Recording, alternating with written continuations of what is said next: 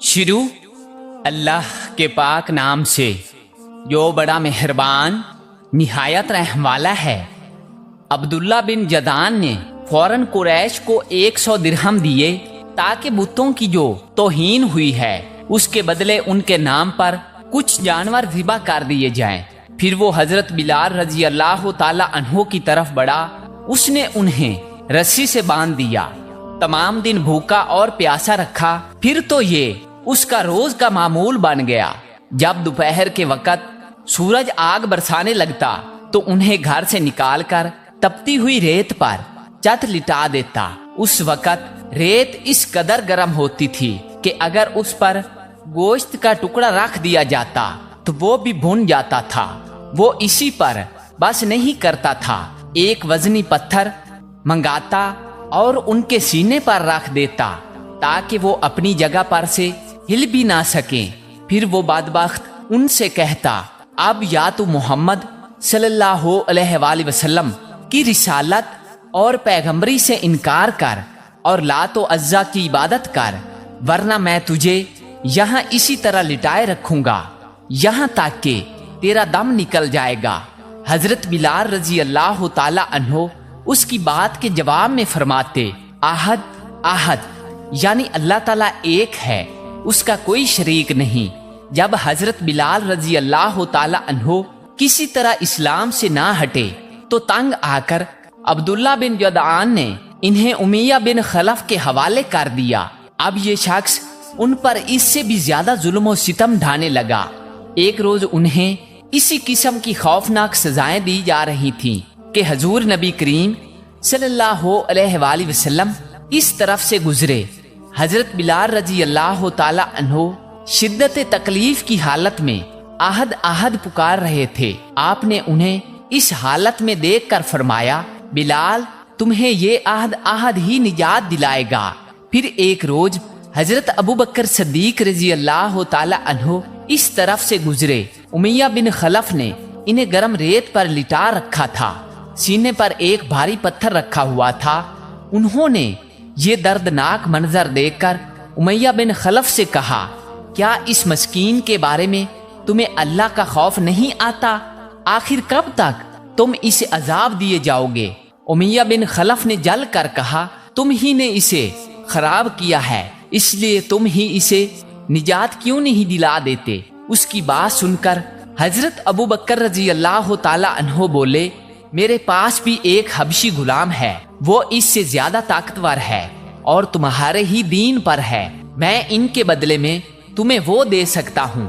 یہ سن کر امیہ بولا، مجھے یہ سودا منظور ہے۔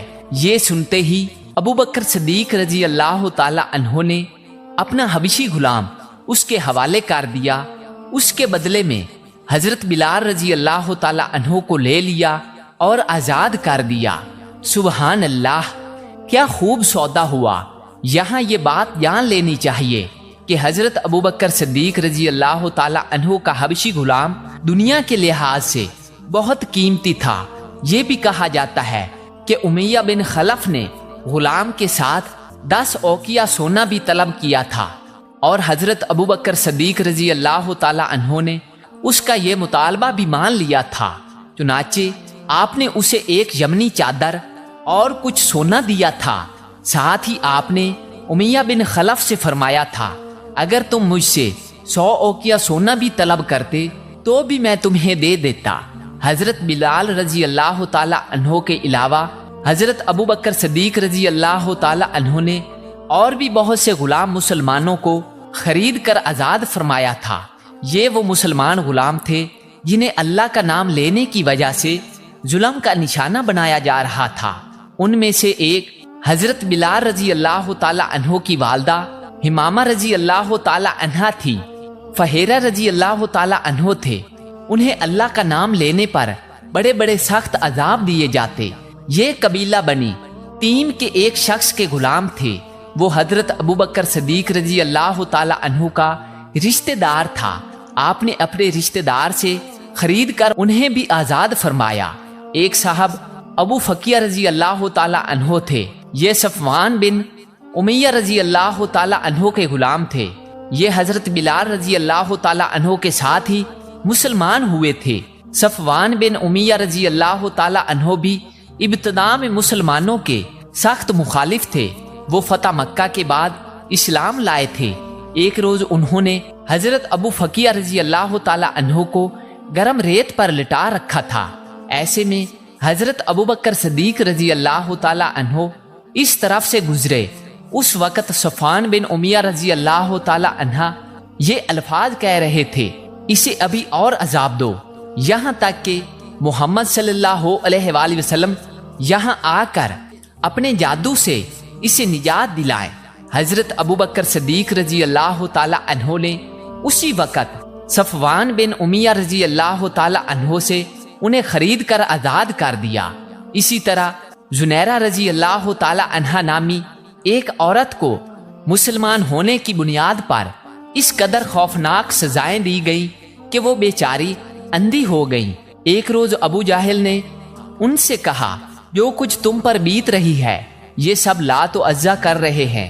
یہ سنتے ہی زنیرہ رضی اللہ تعالی عنہ نے کہا، ہرگز نہیں، اللہ کی قسم، لات و عزی نہ کوئی نفع پہنچا سکتے ہیں نہ کوئی نقصان۔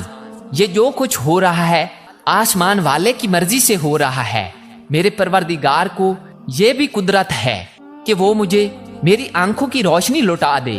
دوسرے دن وہ صبح اٹھی تو ان کی آنکھوں کی روشنی اللہ تعالیٰ نے لوٹا دی تھی۔ اس بات کا جب کافروں کو پتہ چلا تو وہ بول اٹھے، یہ محمد صلی اللہ علیہ وآلہ وسلم کی جادوگری ہے۔ حضرت ابو بکر صدیق رضی اللہ تعالی عنہ نے انہیں بھی خرید کر آزاد کر دیا۔ آپ نے زنیرہ رضی اللہ تعالی عنہ کی بیٹی کو بھی خرید کر آزاد کیا۔ اسی طرح نہیدہ نام کی ایک باندی تھی، ان کی ایک بیٹی بھی تھی، دونوں ولید بن مغیرہ کی باندیاں تھیں۔ انہیں بھی حضرت ابو بکر صدیق رضی اللہ تعالی عنہ نے آزاد کر دیا۔ عامر بن فہیرہ کی بہن اور ان کی والدہ بھی ایمان لے آئی تھیں۔ یہ حضرت عمر رضی اللہ تعالی عنہ کے مسلمان ہونے سے پہلے ان کی باندیاں تھیں۔ حضرت ابو بکر صدیق رضی اللہ تعالی عنہ نے انہیں بھی خرید کر آزاد کر دیا۔ ایمان لانے والے جن لوگوں پر ظلم ڈھائے گئے ان میں سے ایک حضرت خباب بن ارت رضی اللہ تعالی عنہ بھی ہیں۔ کافروں نے انہیں اسلام سے پھیرنے کی کوششیں کی مگر یہ ثابت قدم رہے۔ انہیں جاہلیت کے زمانے میں گرفتار کیا گیا تھا، پھر انہیں ایک عورت ام انمار نے خرید لیا۔ یہ ایک لوہار تھے۔ نبی اکرم صلی اللہ علیہ وآلہ وسلم ان کی دل جوئی فرماتے تھے، ان کے پاس تشریف لے جایا کرتے تھے۔ جب یہ مسلمان ہو گئے اور ام انمار کو یہ بات معلوم ہوئی تو اس نے انہیں بہت خوفناک سزائیں دی۔ وہ لوہے کا کڑا لے کر آگ میں گرم کرتی، خوب سرخ کرتی، پھر اس کو حضرت خباب رضی اللہ تعالی عنہ کے سر پر رکھ دیتی۔ آخر حضرت خباب رضی اللہ تعالی عنہ نے آپ صلی اللہ علیہ وآلہ وسلم سے اپنی مصیبت کا ذکر کیا تو آپ نے ان کے لیے دعا فرمائی۔